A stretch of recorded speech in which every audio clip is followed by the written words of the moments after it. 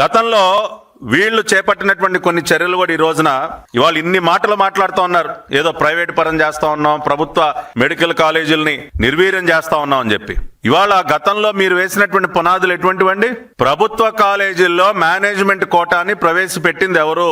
I'm asking a straight question Jaganmohan Reddy.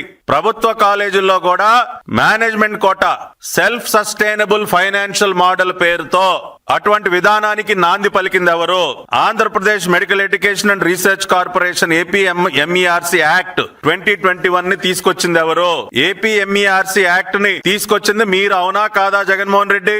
GO number 133 డేటెడ్ 11/10/2021 October 11, 2021 Jaganmohan Reddy గారి ప్రభుత్వం విడుదల చేసినటువంటి GO 133. What is this GO? Reclassifying the competent authority seats of undergraduate MBBS course and introduction of category B self financed seats in government medical colleges.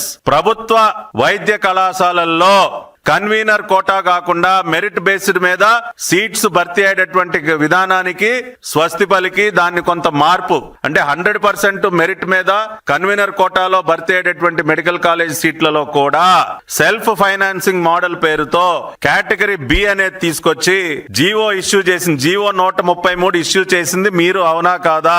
ఇవాళ రాష్ట్ర ప్రజలకి మీరు జవాబు చెప్పండి జగన్మోహన్ రెడ్డి గారు.